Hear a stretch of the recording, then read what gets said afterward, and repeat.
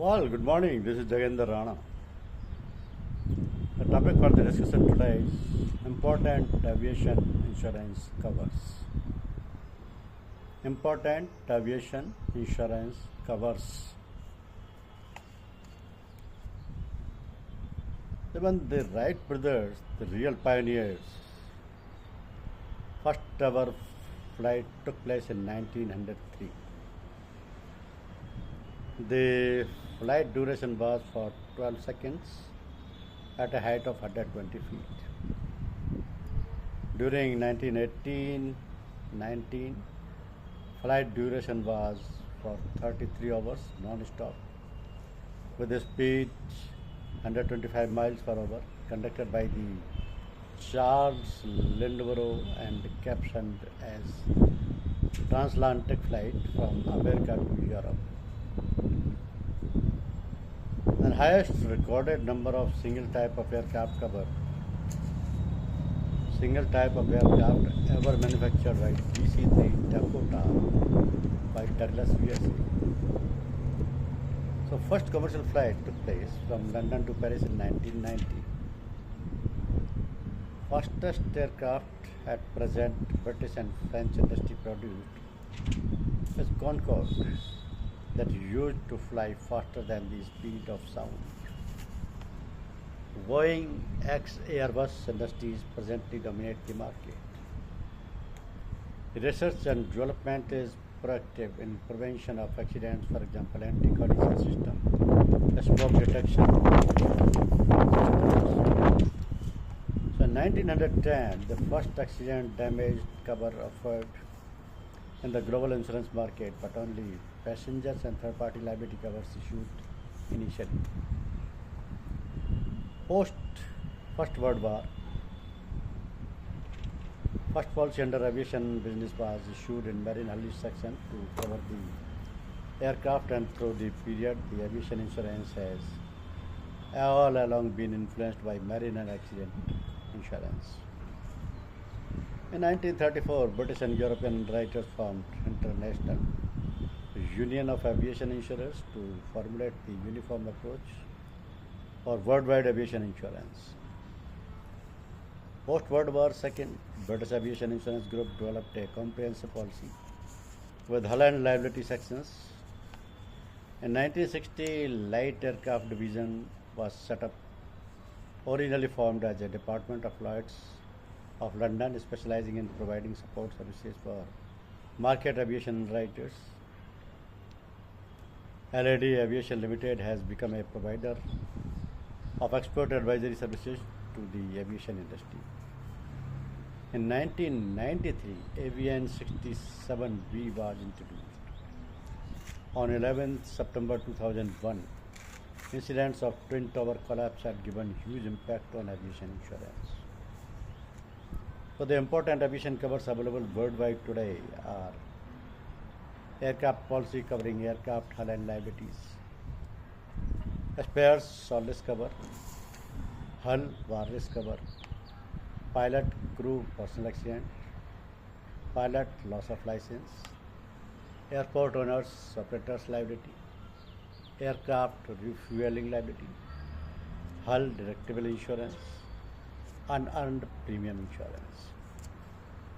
Aviation insurance underwriting considerations for hull at all risk cover is type of business, airline, general aviation, type of aircraft, FW or RW, model, age of the aircraft, size of the aircraft, value of the aircraft, use, maintenance of the aircraft, pilots, area of operation, climb experience, fleet size, aircraft utilization, market conditions, client, operator, reputation and capability.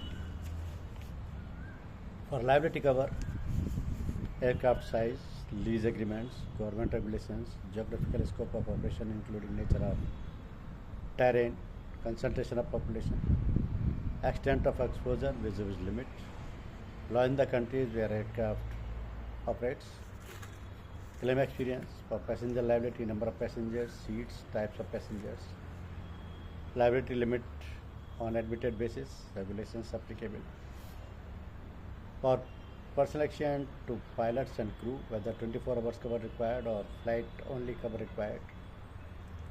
Experience of the pilot, nature of aircraft operated, accident history, limit required, vis-a-vis earnings. And for loss of license cover, age of the pilot, limit required, vis-a-vis earnings. For airport owners and operators, liability cover, aircraft movement, number of passengers, revenue earnings, number of airports to be covered, aviation reinsurance. Retention is an amount an insurance company is willing to risk for its own account from a single loss. So factors influencing retention are capital and free reserve, estimated premium income, profitability of portfolio, types and spread of risk, reinsurance type and cost, corporate strategy and market conditions. Then factors affecting aviation reinsurance program. Large losses affecting individual risk, territorial scope, aircraft manufacturing, repair and maintenance activities, liability covers, long-tailed, and expertise of the insured. Benefits of professional treaties, proportional treaties. Insurer can react more quickly, independence in operation for the insurers. Lower administrative costs are not very popular as they do not produce adequate capacities. An insurer does not get the advantage of the worldwide results and is insulated from worldwide trends. International expertise unavailable. Suitable for general aviation business, specific excess of loss. Suitable for liability covers, avian 52E covers, all deductible covers, etc. Then facultative. Each risk needs to be negotiated on its own merits. Reinsurers like to have more control over underwriting or the risk. Better cash flows, expertise of the facultative reinsurers is available. World rates may differ from regional experiences. Size of the portfolio may not be suitable for treaty protections. Time consuming, higher administrative costs suitable for all risk. Hull war risk, covers of GA business. Standalone liability covers like refueling liability. Airport owners and operators, liability, etc. Airline fleet policies. And current scenario in Indian market. Aviation insurance constitutes a minuscule percentage of the Indian insurance market. Globally, the premiums have been falling due to reduction in the number of accidents. But major losses incurred by airlines globally have been a setback to the aviation insurance sector. The crash of TIM Airbus A320 and Sao Paulo, Brazil in July, and Kenya Airways B737 near Douala and Cameroon alone are expected to cost airline insurers almost $700 billion. With the cost of claims soaring, the capacity reducing, the market becoming hard, the rates of premium are expected to rise. The Indian aviation industry is moving at a fast pace, growing at a rate of 18% annually, and this growth is expected to continue. IATA reckons India to be a driving force behind the world's civil aviation business that is globally expected to grow from $5.1 billion to $10.1 this year. So the government estimates are that India's fleet will be around 500 to 550 aircrafts by the end of 2010, and then 1,000 to 1,200 aircrafts by 2025. International budget carriers, especially low-cost carriers, are making a beeline for India. India continues to grow steadily with a 7% increase in the number of flights. The number of air travelers increased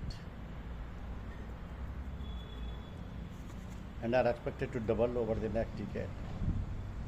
Handling of such traffic will require more airports, aircraft, pilots, and ground handling persons. To sustain this growth, several improvements are envisaged, including government's airport modernization plans involving investments of billions of rupees. With the entry of low-cost airlines along with the fleet expansions and increasing corporate aircraft ownership and projected growth in various spheres in aviation industry, there will be demand for various aviation insurance products, and the market is all set to expand in a major way.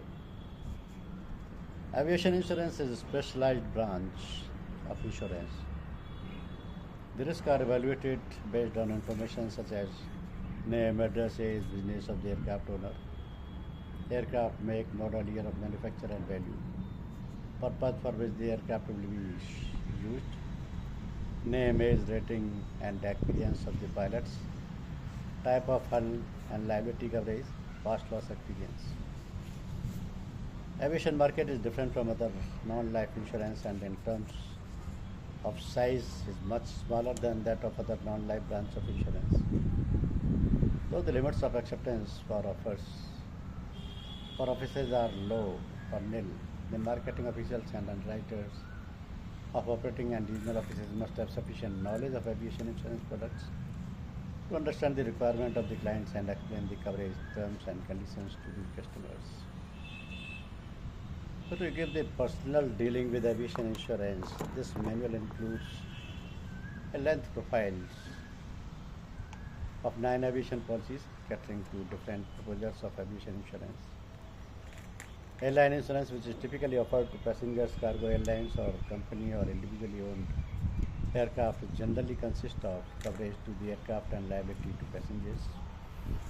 Before the boom in the Indian aviation sector, the airlines insurance market was dominated by the 4 state-owned general insurance companies, New India, Oriental, National and United India. However, with the growth in the Indian aviation story, private players like ICICI Lombard, Bajaj Allianz, JITCO Tokyo General Insurance and Reliance General Insurance are in the field now. The unprecedented growth in this sector is also seeing private players join hands with each other to bid for accounts.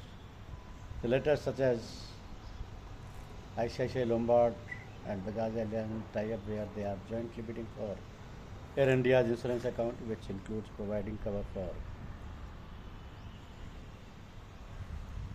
planes. So currently a consortium of public sector insurance companies including New India, Oriental, United handles Air India's account for which the airline is paying the annual premium. Experts say that the role of a reinsurer gradually, generally foreign insurance companies, is also bound to increase in the future.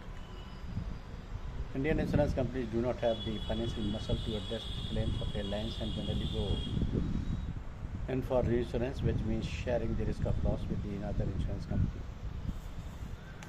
So the aviation portfolio in India encompasses following type of covers at present: hull all risk insurance policy, spares all risk insurance policy, hull spares war risk insurance, hull deductible insurance, aviation personal accident insurance, loss of license insurance, documents for lodging claims in India.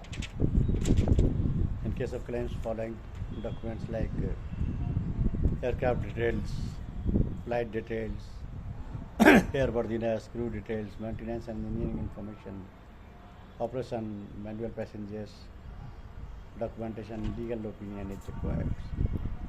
The aviation insurance sectors are willing to undertake more risk. For instance, in India, more public sector companies are ready to take higher aviation insurance risk in their region instead of reinsurance in the international markets.